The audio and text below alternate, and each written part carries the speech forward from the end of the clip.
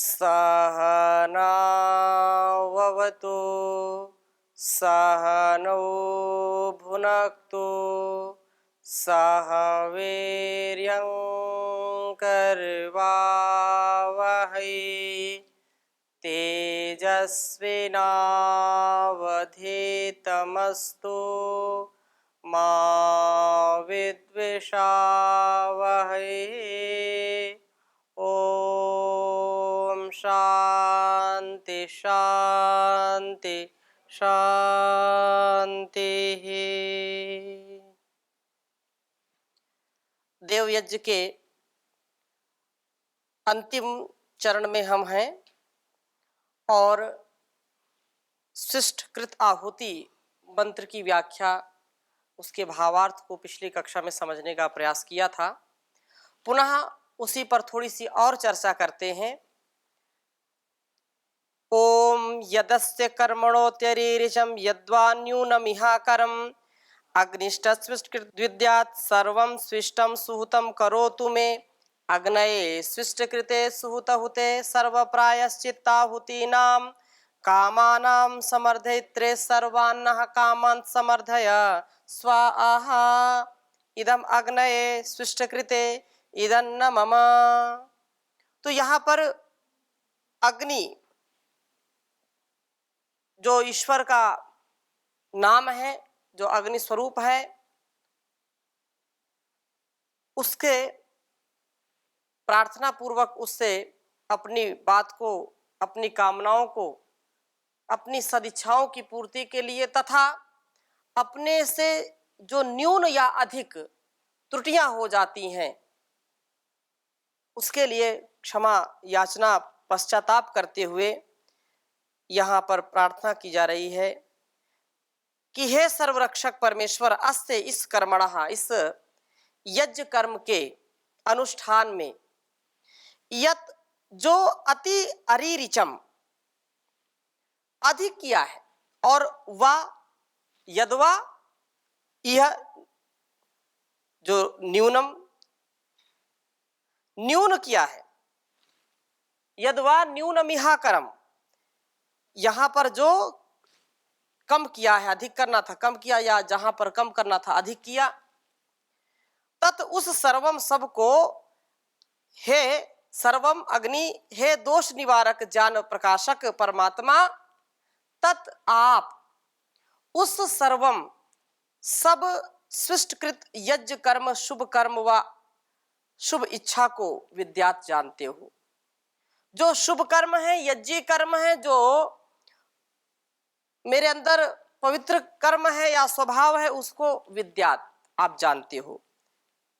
अग्निशिष्ट कृत, यह अग्नि के लिए है और आप उन सारे शुभ कामनाओं को कृत विद्यात सर्वम, आप उनको जानते हो। मेरे शिष्टम, उस शुभ कर्म शुभ कामनाओं को सुहतम, अच्छी प्रकार करो तो पूर्ण करें, अर्थात मुझे सफल बनाएं। कोई भी संसार में व्यक्ति असफल नहीं बनना चाहता है। किसी भी संदर्भ में कोई असफल जीवन नहीं जीना चाहता है। असफल जीवन सार्थक नहीं होता है। सब सक्सेस चाहते हैं। छोटा विद्यार्थी है, बड़ा विद्यार्थी है, छोटी कक्षाओं में पढ़ता है, बड़ी कक्षाओं में पढ़ता है, चाहे किसान खेती करता है, व्यापारी व्यापार करता है,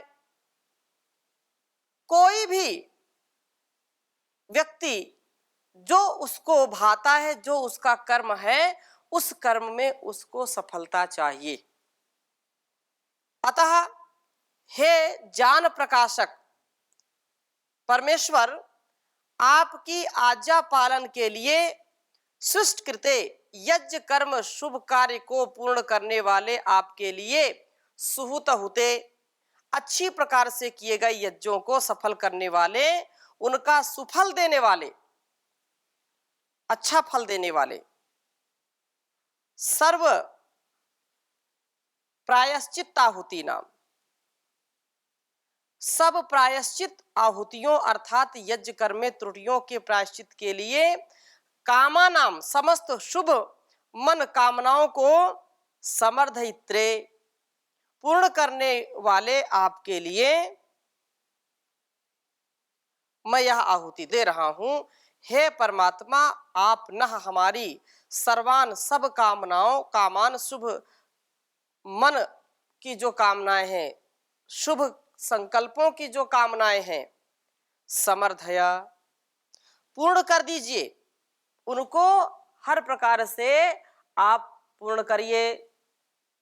समर्थया ये आपके लिए है। इदन न मम, हे परमेश्वर यह आपको समर्पित है, ये मेरे लिए नहीं है। त्रुटि या अशुद्धि का हो जाना मनुष्य के स्वभाव में है, जैसा पहले भी बहुत बार चर्चा आई है। अतः कर्म करके सदा पूर्णतया आत्मसमर्पण करना चाहिए। कोई भी व्यक्ति दूध का धुला नहीं होता है, ऐसा लोग बोलते हैं, कहावतें हैं।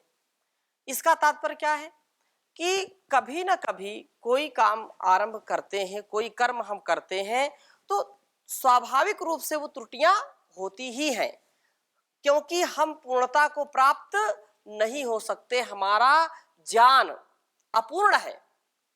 हम पूरा उस पर जितना जितना जानते उतना तो पूर्ण है, लेकिन किसी भी विद्या को प्राप्त कर लिया, कोई भी चाहे संगीत की विद्या है या अनेक प्रकार से कोई टेक्नोलॉजी है, आधुनिक विज्ञान है, खगोल विज्ञान है, जीव विज्ञान है, शरीर विज्ञान है, जल विज्ञान है, कोई भी विज्ञान है, उसमें हमने थोड़ा सा ही जाना है। उस थोड़े ज्ञान को हम ये नहीं कह सकते कि हमने सब कुछ जान लिया है। अध्यात्म ज्ञान है, आत्म ज्ञान है। किसी भी संदर्भ में हम चर्चा करें, कोई भी ये नहीं कह सकता कि मैं तो सर्वज्ञ हूं, मैं पूर्णज्ञ हूं, इसको पूर्ण रूप से मैं इसको जानता हूं, कोई नहीं कह सकता। इसलिए वह परमात्मा सब कुछ जानने वाला है और उससे त्रुटियां नहीं होती हैं, उससे त्रुटियां नहीं होती हैं। अब ऐसे लोग ऐसे बोल दें, अब ज्यादा बरसात होने लगेगी तो नहीं, परमात्मा पता नहीं क्या सूझी है, वर्षा उसको दिखाई नहीं पड़ता, फसल खड़ी हुई वर्षा वर्षा कर रहा है, फसल है सूखा हो गया, देखो भगवान बरसता भी नहीं है, और ऐसे तो बरसता रहता है, फसल सूखी जा रही, भगवान को देख नहीं रहा क्या इसको। अलग अलग ढंग से लोग चर्चा करते हैं और बोलते हैं भगवान को इतना भी नहीं है, बताओ कि जब सूखा हो तो बरसना चाहिए और जब बाढ़ है तो बरसना नहीं चाहिए, इतना भी उसको दिमाग नहीं है। गालियां लोग देते हैं। एक कहानी आपको मैंने कभी सुनाई थी। एक व्यापारी था, व्यापार करता था, दूर देश जाकर के कुछ वस्तुएं खरीदता था, बेचता था, कुछ करता था, कुछ करता था। ऐसे ही संसाधन पहले होते नहीं थे तो पैदल यात्रा लोग करते थे या बैलगाड़ी चलते थे। तो जा रहा था और बहुत थका हारा एक जो है जंगल से गुजर रहा था, धूप थी, एक पेड़ के नीचे सोचा थोड़ा सा लेट जाऊं, बरगद का पेड़ था तो लेट गया और लेटे लेटे बस उसके दिमाग में, दिमाग है तो कुछ ना कुछ तो सोचेगा ही, ऐसे दिमाग गया ऊपर, इतना बड़ा विशाल वृक्ष है, लेकिन परमात्मा को पता नहीं क्या इतना भी उसको दिमाग नहीं है। इतने बड़े, इतने विशाल मोटे मोटे वृक्ष, इतनी मोटी मोटी डालें और फल इतने छोटे छोटे, और बिल्कुल पतली पतली जो है लताएं, और उसमें इतने बड़े बड़े तरबूज, इतने बड़े बड़े जो है कुम्हड़ा, ये पता नहीं कैसा इसका दिमाग है। अरे बड़े बड़े तरबूज, बड़े बड़े कुम्हड़े तो बड़े बड़े मोटे मोटे वृक्ष, इतने मोटे मोटे, इसमें लगाना चाहिए।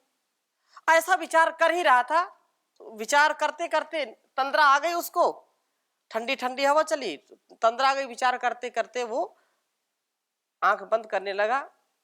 थोड़ी सी नींद लगी ही थी, झपकी लगी ही थी कि ऊपर से एक जो है फल टूटा और उसकी नाक पर लगा, तुरंत वो बहुत तेजी से लगा और बिल्कुल वो तिलमिला करके उठ गया, नींद उसकी हिरन हो गई। बहुत उसको होश में जब आया तो विचार करने लगा कि परमात्मा जैसा बुद्धिमान कोई नहीं है। क्यों? अगर कहीं तरबूज लगा होता इसमें और वो मेरे चेहरे पर गिरता तो मतलब क्या गति होती पता नहीं चलता। हाँ, तो पूरा ये मनुष्य का जो स्वभाव है ऐसा ही खुराफाती है। कहने का तात्पर्य यह है कि परमात्मा पूर्ण है और उसकी सृष्टि भी पूर्ण है, कोई न्यूनता इसमें नहीं है। छोटा कोई भी जीव बनाया है तो बिना कारण के बनाया नहीं है, बहुत बड़ा उसका महत्व है। एक एक पदार्थ को आप देखिए कितनी वैज्ञानिकता से उसने बनाया है। एक एक अंग को देखिए, कोई विचार करे कि अरे परमात्मा देखो, ये जैसे पीछे कुछ लाइट होती है, आगे भी कुछ लाइट होती है, बैक गियर भी होता है और आगे के लिए भी होता है। अब मनुष्य को भी ऐसा बना देता कि पीछे से कोई वार करता तो पीछे एक आंख पीछे लगा देता, एक आगे लगा देता, तो कम से कम आगे पीछे दोनों तरफ देखता वो। हाँ, लेकिन ऐसा बनाया नहीं। मुख को अगर विचार करिए, मुख को कहीं पीठ पीछे लगाता, नाक को आगे लगा देता, आंख को भी पीछे लगाता। अब आपके सामने भोजन की थाली आती, भोजन आता तो कितनी समस्या होती है। अब विचार करो, सबसे पहले वो नासिका के पास ले जाता कि ये सड़ा गला तो नहीं है, खुशबू है कि इसमें दुर्गंध आ रही है। अब उसको पहले नाक के पास ले जाएगा, फिर आंख के पास घुमा के ले जाएगा कि सही है कि नहीं सही, फिर जाकर के मुख के पास ले जाता, कितना समय लगता। और इस व्यवस्था में क्या है, भोजन आया, आंखों ने देख लिया, नासिका ने सूंघ लिया और मुंह में चला गया। कितनी समस्याओं का समाधान है। हाथ भी बिल्कुल ऐसा बनाया है, कहीं से भी मोड़ लो। हाँ, तो ये अनेक प्रकार की जो संरचनाएं ईश्वर ने की हैं वो पूर्ण है। चर्चा ये चल रही है कि हमारे से त्रुटियां हो सकती हैं, लेकिन परमात्मा से कभी कोई त्रुटि नहीं होती है।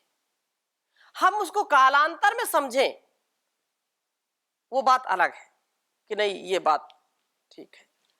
जो भी घटित होता है हमारे साथ उसमें कहीं ना कहीं हमारा दोष होता है, और प्रकृति अपना निर्माण स्वयं करना जानती है, स्वयं संतुलित रहना जानती है। इसलिए ये हमारे से जो त्रुटियां होती, हम कितने बड़े वैज्ञानिक बन जाएं, कितने प्रबुद्ध हो जाएं, कितने बड़े याज्ञिक बन जाएं, वेदों के ज्ञाता बन जाएं, तो भी हमारे अंदर लचीलापन होना चाहिए, प्रायश्चित का भाव होना चाहिए, क्योंकि हमारे अंदर त्रुटियां हैं। और हम क्योंकि पूर्णता को प्राप्त नहीं है, हम सर्वज्ञ नहीं है। वाणी से भी दोष हो सकता है, दृष्टि से भी दोष हो सकता है, भाव की हमारे अंदर अपवित्रता आ सकती है। उन अपवित्रताओं को पवित्रता में बदलना, वाणी के दोष को निर्दोष बनाना, दृष्टि दोष को भी निर्दोष बनाना, इसके लिए कटिबद्ध रहना। यदि दोष है तो हम उसको ठीक कर लें। अगर गलती रुलाती है तो यह राह भी दिखाती है, बसर गलती का पुतला है, ये अक्सर हो ही जाती है। जो गलती करके पछताए उसे इंसान कहते हैं, उसे इंसान कहते हैं। तो जो गलती करके पछताए वो इंसान है, जो गलती करके इतराए उसे शैतान कहते हैं। तो इस प्रकार से हमको इन त्रुटियों से बचना है। भगवान ही हमारी त्रुटि को पूरा कर सकता है और करा सकते हैं, अर्थात तो हमको निर्दोष बना सकते हैं। इस मंत्र में कुछ विद्वान अग्निहोत्र के अंत में पढ़ते हैं। और महर्षि दयानंद जी ने एक प्रकार से सामान्य कर्म के अंत में ही इसको रखा है, और अलग अलग थोड़ा सा कम ज्यादा कहीं कहीं मिलता है। तो इस यज्ञीय भावना से सृष्टकृत आहुति दे करके प्राजापत्य आहुति देते हैं। और इस मंत्र का भाव ऐसे भी है, यज्ञ आज जो हम करते हैं, जान रहे सब आप प्रभो, शुभ इच्छा जो मन में धारी, पूर्ण करो वह आप प्रभो। हम करते जिन शुभ कर्मों को, सफल कराते आप प्रभो, पश्चाताप हमें भूलों का, शुभ इच्छा हो पूर्ण प्रभो। पूर्ण कामना करने वाले आहुति अर्पित करता हूँ, सत्य वचन है मेरा भगवन, स्वार्थ नहीं मन धरता हूँ। तो वह स्वार्थ छोड़ करके अपने जीवन को अच्छा बनाने के लिए हम यज्ञ करते हैं, और वह परमात्मा हमारे अंदर भी सुख का आधान करता है और संसार में सुख का आधान करता है। इस दृष्टि से हम सतत करते रहें यज्ञ, और प्रार्थना भी हमारे मन से सदा निकलती रहे। बरसा बरसा सुख बरसा, आंगन आंगन सुख बरसा, बरसा बरसा सुख बरसा, आंगन आंगन सुख बरसा। चुन चुन कांटे नफरत के, प्यार अमन के फूल खिला, बरसा दाता सुख बरसा, आंगन आंगन सुख बरसा। तन से कोई है दुखी, मन से है कोई दुखी, मेरे प्रभु दया करो, कुल जहान हो सुखी। सबके दर्दों की तुम हो दवा, सबके दर्दों की तुम हो दवा, बरसा दाता सुख बरसा। झोलियां सुख से दाता, चाहे तुम भर भी दो, फिर भी हमको हे पिता, सब्र और शुक्र भी दो। तुमसे मांगू ये ही दुआ, आंगन आंगन सुख बरसा, बरसा दाता सुख बरसा, आंगन आंगन सुख बरसा। प्रभु जी तेरे चरणों में भक्त ये विनती करें, हर पल तेरा ध्यान हो, मैं माया से रहूं परे, याद रहे तेरी मन में सदा, याद रहे तेरी मन में सदा, आंगन आंगन सुख बरसा, बरसा दाता सुख बरसा, आंगन आंगन सुख बरसा। वैर द्वेष को मिटा तुम सकल जहान से, वैर द्वेष को मिटा दो तुम सकल जहान से।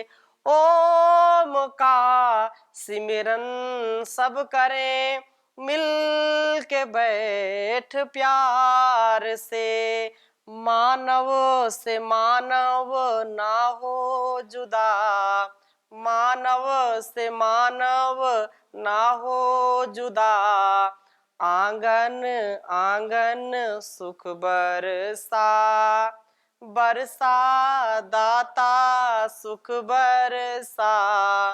आंगन आंगन सुख बरसा, चुन चुन कांटे नफरत के, प्यार अमन के फूल खिला, प्यार अमन के फूल खिला। तो ऐसे भाव जब हमारे अंदर आते हैं तो निश्चित रूप से हमारा भाव पवित्र हो जाता है, दोष पूर्ण जो दृष्टि है वो दूर हो जाती है और हमारा जीवन चमक जाता है। ऐसी भावना से सदा सर्वदा हम यज्ञीय कर्म को करते रहें और इस प्रकार से जब आहुति देते हैं तो वह भाव कामनाओं का, सद्कामनाओं का भी पूरा होता है और हमारे अंदर की त्रुटि भी धीरे धीरे दूर होती है। प्रायश्चित से हमारा उत्साह बढ़ता है, ग्लानि से हम बचते हैं, दुख से बचते हैं। जब पश्चाताप होता है तो व्यक्ति सात्विक दृष्टि से आगे बढ़ने का प्रयास करता है। इसके बाद जैसा आहुतियों का क्रम आता है तो सुष्कृत आहुति देकर के प्राजापत्य आहुति देते हैं। प्रजापतये स्वाहा इदम प्रजापतये इदन्नमम, इस प्रकार से यह पारस्कर गृह सूत्र का मंत्र है। तो इसके बाद प्राजापत्य आहुति में कहते हैं ओम प्रजापतये स्वाहा इदम प्रजापतये इदन्नमम। हे प्रजा के स्वामी परमेश्वर, यह आहुति मैं आपके लिए देता हूं,